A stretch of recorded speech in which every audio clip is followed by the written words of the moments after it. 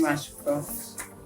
Obiri Yeboah, for agreeing to meet with us. So, in today's episode of Interview with Alumni, College of Engineering Alumni, we have Professor Obiri Yeboah, the new, latest female Pro VC for the Kumasi Technical University. Yes, please. So, let's just dive right into it. I'd like to find out a little bit about you, some background information, your name, how you ended up at KNUST. Yes, please. Okay, thank you. Thank you for having me this morning. My name is Engineer Professor Abena Agyeiwaa Obiri Yeboah. I'm the last of 5 children, and I'm mainly Kumasi based. I went to school at State Experimental for my basic and JHS education, and then I went on to Wesley Girls High School.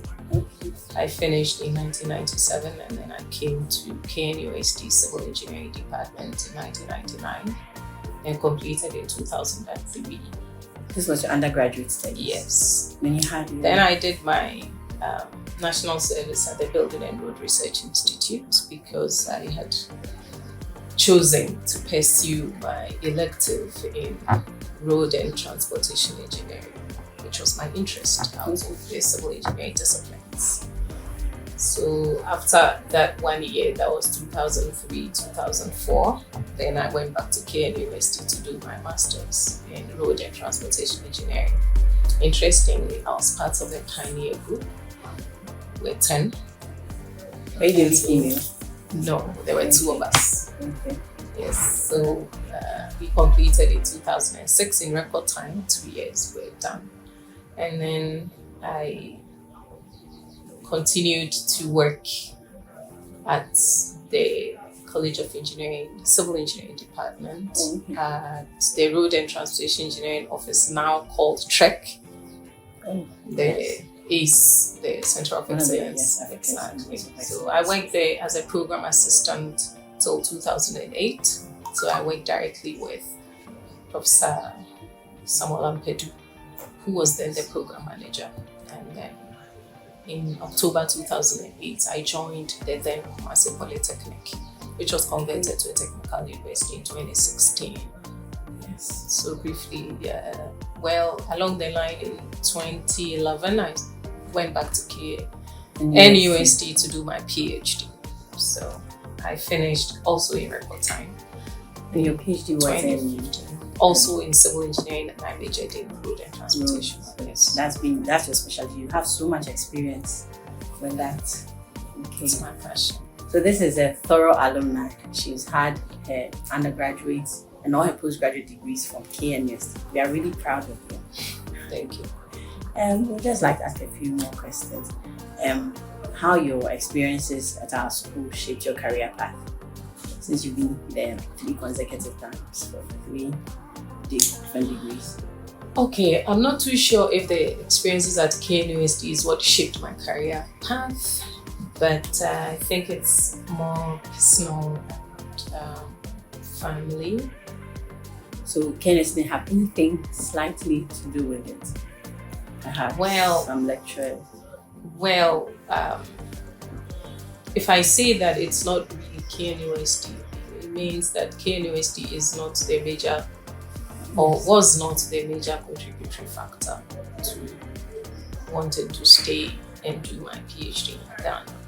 So what was, if I may ask? It was my family. The family? Particularly my parents. Okay.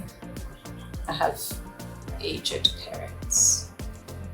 I didn't think that I should leave them and go outside and pursue 2-year or a 4-year program when I could equally do it here. This is a very caring alumna. Okay. Could you please walk us through your career journey? Your first job, you've already told us about working with BRI and then TREC. Yes, so that was my national service. I did 1 year, and again I did it at the transport division. I've told you my passion for transport already. So I did it for 1 year. So I was introduced then to research.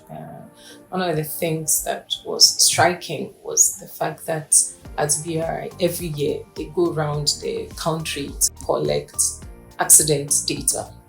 And so we see the trends and we see how we can help.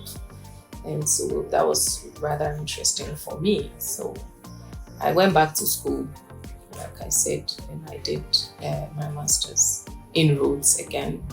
And then in 2008, they needed lecturers here to handle roads and transportation, highways. There was only one person here at the time teaching that, so I came in to help, and the passion continued. There's a statement I learned along my life growing up, and that statement, I don't even remember where I learned it from. It's time spent with a human being is never wasted. So I have a passion for spending time with human beings. What better way to do that than to impact on the young ones? By lecturing, yes. Yeah, That's true. that's how come So, doing your service at BRI, but you said there's striking or something that piqued your interest had to do with the accident statistics that you picked up. Did that influence your master's program, your PhD program, or anything else you've done along the line? So I did an MSc. So an MSc is quite broad. So unlike the MPhil where you sort of Specialize. stick to just one line. So in the MSc, we're introduced to management, traffic safety, traffic operations. So it still played a key role, played a part in what I ended up doing eventually. Okay. Yeah. Okay. I'm not the particular. And would you say KNUST has impacted or imparted any skills, particular skills that you work with right now? I did, how do I call it? 12 years basic education, right? And then university, if I add up, it's 4 and 2 and 4. That's what, another 10 years. I can never underestimate what I got out of the 10 years I spent at KNUST. Plus the 2 years I worked with Professor SIK. I mean, I learned so much from him in particular. It's not about him, but he's a workaholic. And he's very meticulous. And he has a beautiful handwriting. Well, Prof. Yeah. Prof. Ampedu says, Prof. Ampedu, you have someone telling you that you have beautiful handwriting, very meticulous. Yes, he is. And he doesn't joke with his work. He's extra careful. In fact, he's an engineer, but he actually taught me office management. Interesting. I'm also an engineer. I didn't know anything about filing. I didn't know anything. But he taught me. Personally, he taught you that? Yes, because I worked directly with him for 2 years, and I learned a lot of work ethics from him. Him in particular. I cannot downplay the things I mean, Prof. Ampedu would look at your work and will read every line. And let me mention Prof. Satofo as well, because I've also worked under him before. We've done some quantum of work. He's extra meticulous. He would read every line, dot every I, cross every T, and I learned how to be meticulous as well. Yeah, from these two men. They have really impacted my life. I'm not saying that these are the only people who have impacted my life. I mean, I've had many people along my path who have, with their words of encouragement alone, and the fact that they seem to believe in me more than I believe in myself. I mean, I've had quite a number of them, both at KNUST and outside KNUST, and both outside the civil engineering and even the Faculty of Engineering or the College of Engineering for that matter. I've had quite a number of them. Wow, thank you. So In terms of challenges, have you had, definitely you would have had a lot of challenges. Are there a few you could share with us and how you were able to overcome these challenges? Okay, so I don't know if it's a challenge because I try not to see them as challenges. When it comes, you deal with it and you move on. So when I had my second baby, I had her through cesarean section. When she was 3 months, so you would say that I wasn't properly healed, but that was when I started my PhD. So I was going to KNUST with her. Wow. Yeah, we started together. By the time I finished, she was 10 and 4. So she did her PhD with mommy. Exactly. So, I mean, I always tell people that it's a mindset. What you tell yourself you can't do, you can't do. And once you decide that you will do it, God, through His marvelous ways, finds people to help and gives you an inner strength that you are able to make it. So, so you have support. Yeah, I have. Made it a bit easier I have to a lot of support. But one of the other challenges is the fact that, engineering is still male dominated. So sometimes you even go for a meeting and you are tagged as a secretary. Because you don't think that, as a female, you can do the engineering. We move.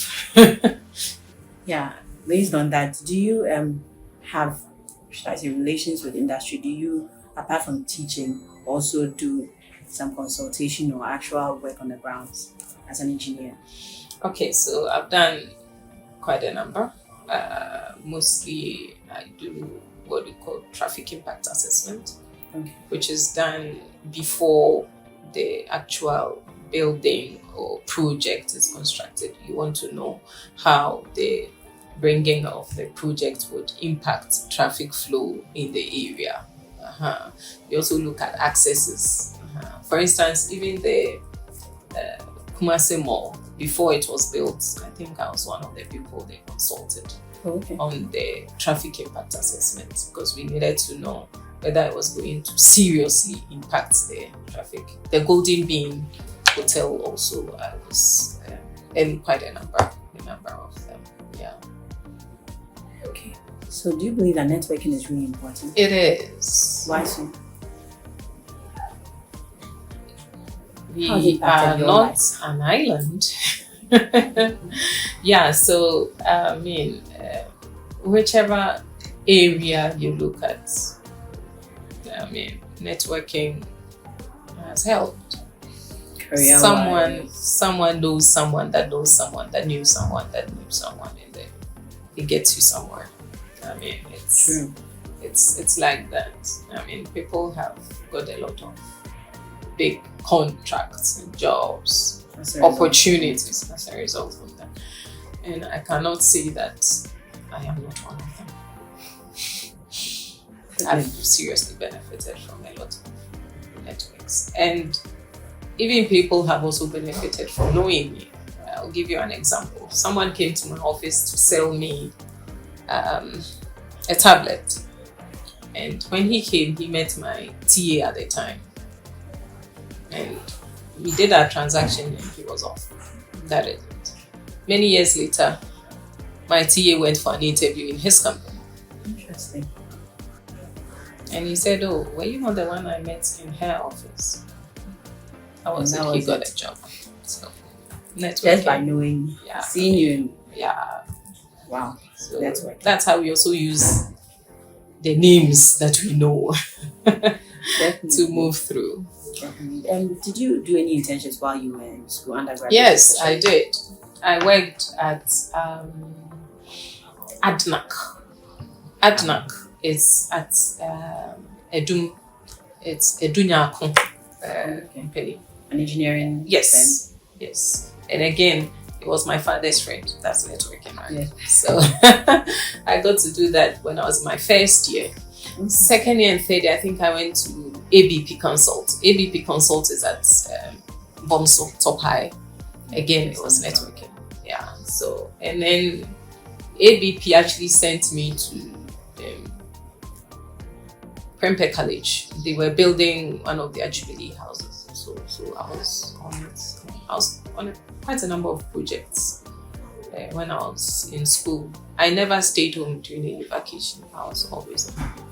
So how do you think that impacts, as in, because a lot of the undergraduates watch and postgraduates too, why is it really important for them? You said you never even stayed home during any holidays. No, you from year one. From year one. So they don't have to wait till and it was free interning, no. It's not the interns that are looking for money. Yeah, because engineering is as practical as it sounds. I mean, you have a son, a daughter who puts Legos together and calls himself an engineer. So you can't just read engineering. You have to practice it. You have to practice it. And so I mean, it was at or during internship that I was introduced to AutoCAD, for instance. Well ahead of the class. I mean, you get introduced to reading the drawings, interpreting them, even before you are introduced. So I think that you can't, even when I came here as a lecturer in 2008, I went for internship as a lecturer. I went to work with China Geo Company Limited when they were working on the Sofa Line interchange. I interned. Was it a requirement or you chose to? It is a requirement, but at the time I didn't even know that it was a requirement because I had just joined. You just decided to? Yes. Because you are teaching people engineering. So what are you teaching them? You yourself need to have certain skill that you can impart. Aside from that, what skill are you going to use to execute your own projects when it comes to you?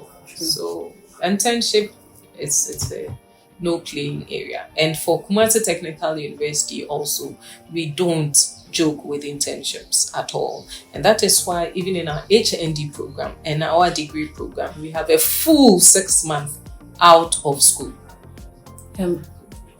Yeah, let me just ask a question. Numbers are many, much more than when you were in school. How do you get places for all your... Okay, so that's one thing Kumasi Technical University saw way ahead of time. So we don't look for placements for people. What do you do? They look for it themselves. Because that is what you are going to do when you complete school. Nobody is going to look for a job for you. So it's also a learning process for them. So if on the books, you are supposed to do that in second year.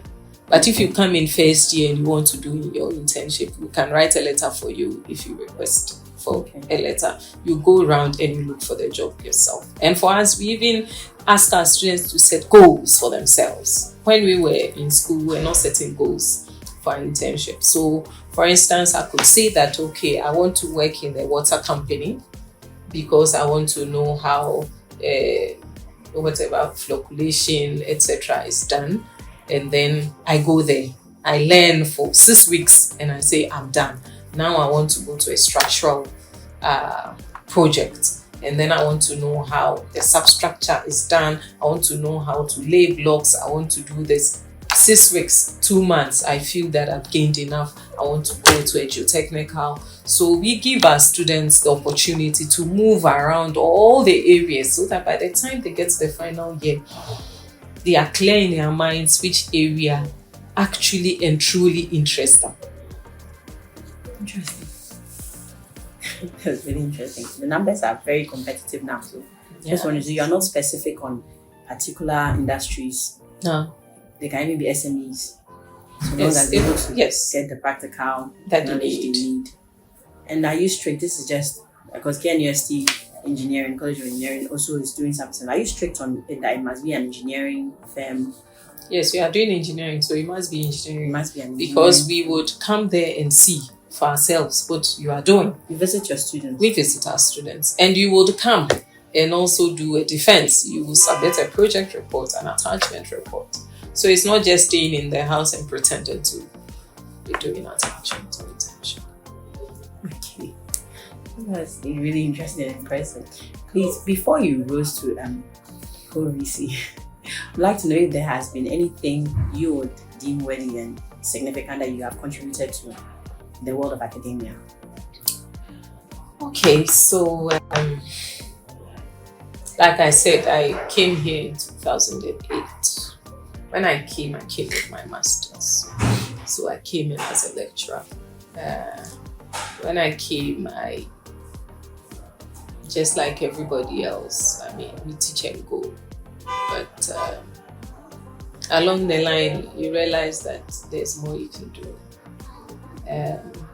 Let me mention Professor Adams as well, Reverend Professor Adams, also at the College of Engineering. And he had, along the line, started helping me with publications. So I had some 2 publications even before I joined the KsTU, the Polytechnic at the time. And so I started working, on it, because in our academia, the path for growth is teaching, research, and community service. Okay. So you need to serve your community, not just serve community. I can't be a children's service teacher and say that I have served my community. It has to make engineering sense.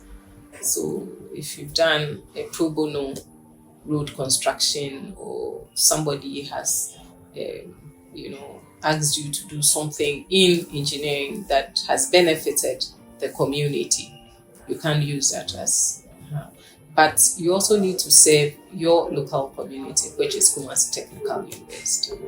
And you can serve in many, many capacities. So I started serving my department.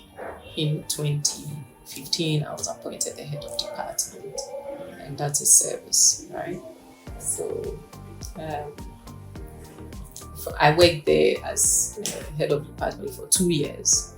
Then I went on break from engineering. I was appointed as the vice dean for the graduate school then. KNUST? No, of KsTU. Of KsTU. So I said I went away from the engineering. I went to the graduate school, because the graduate school is for everybody. Okay. I worked there for 1 year, roughly, and then I was appointed the dean of the Faculty of Engineering before I became the director of planning and quality assurance for almost 3 years, and then the Pro Vice Chancellor since just 1st January. When I was the head of department, we introduced our master's program. We developed and introduced our master's program, and then we also introduced our 4-year degree program, because at the time we were only doing the top up and the HND. So now we've been able to start, and then our master's program has also been running for a while now. But when I became the dean, we introduced what we call partial scholarship for females instead. Okay. Yes, so if you are female and you come to the Faculty of Engineering, and we extended this even to the other STEM disciplines. So the Faculty of Applied Sciences, the Faculty of Creative Arts and Technology, and the Faculty of Health, I believe. So we give you a 40% rebate of your tuition. Mm-hmm. So to entice females to come. And just the following year, we were able to increase female enrollments by over 50%. Wow. Yeah, because I think it was quite it was successful. Yeah, and we don't end it in freshman year. So when you come in and you're able to maintain a certain CGPA, you can actually enjoy it till you complete school. So that's what we did. Yeah, so I think that's quite significant. Mm-hmm. And then also here, since I came here, we've seen massive improvements in our quality assurance and our accreditation as well.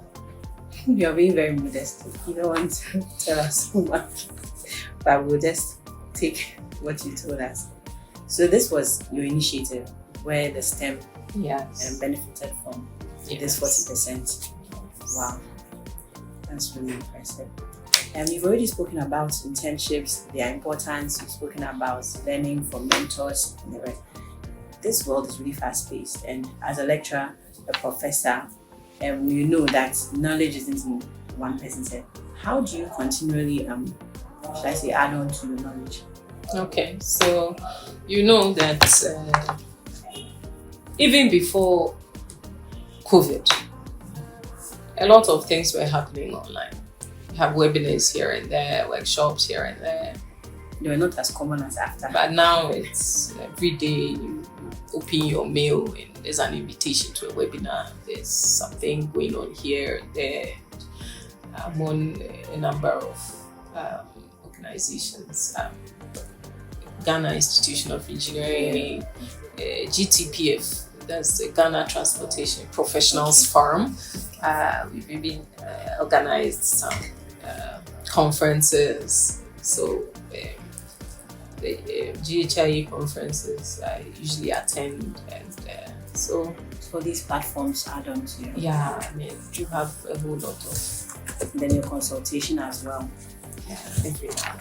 It also adds some.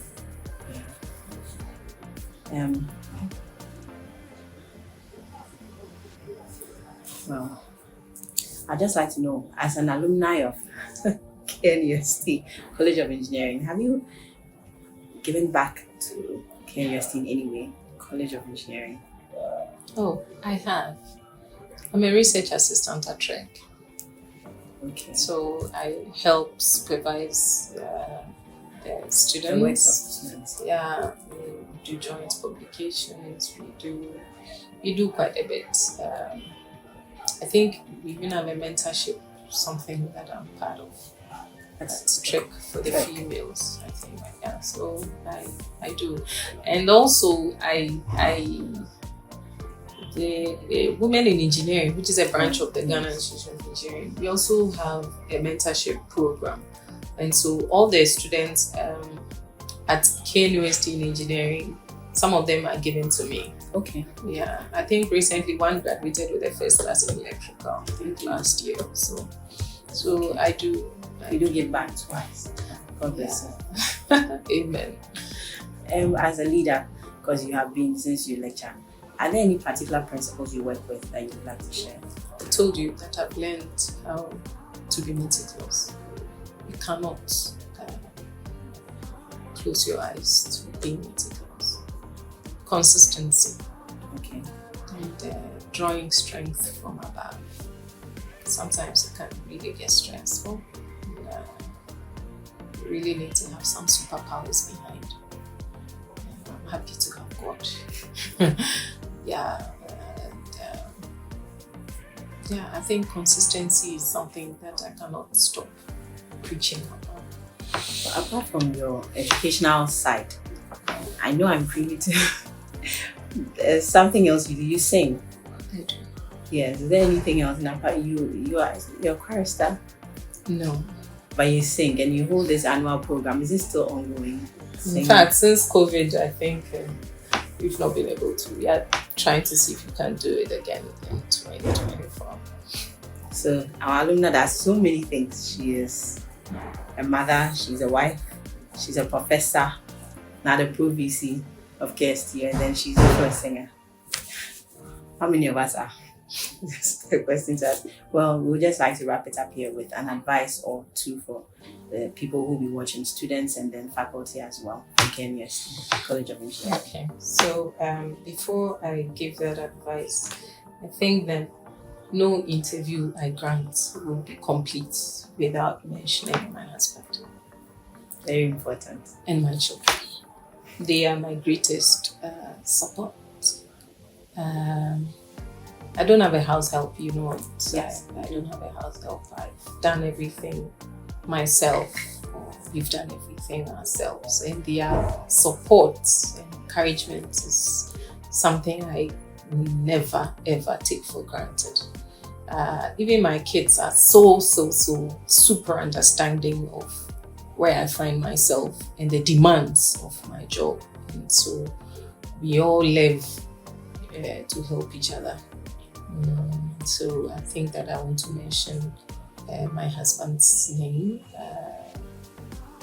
his Anna, Abena Agyeiwaa Obiri Yeboah, and give him a special thank you for always being there, always going through my work, and giving me all the support that I needed to my kids. Agyeiwaa Obiri Yeboah, Abena Agyeiwaa Obiri Yeboah, and Kumasi Obiri Yeboah. They've been super, super supportive. And I couldn't have asked for a better family than what I have now. And to your students,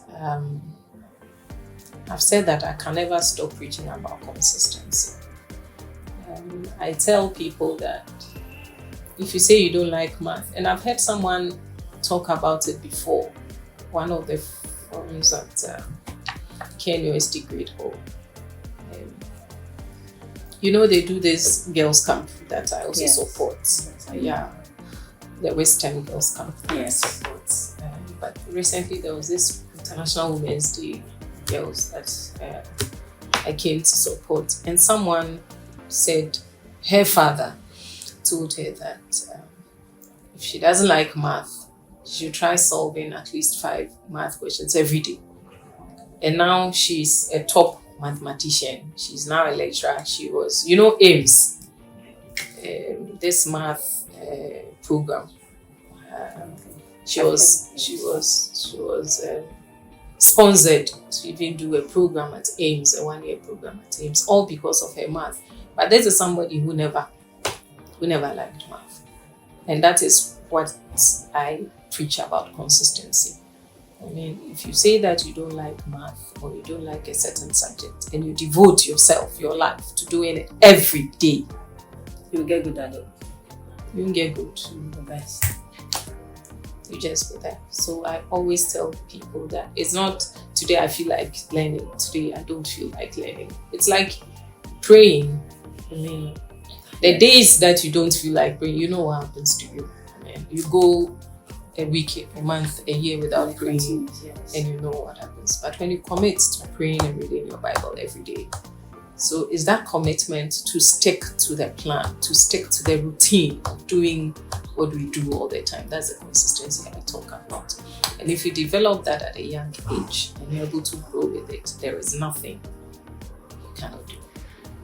Thank you very much. So consistent learning, deliberate learning. Yes. Thank you very much. Deliberately, consistently pushing, seeking for the things that you want to achieve. That's what got you here. Thank you very much, Prof. We are grateful for your time.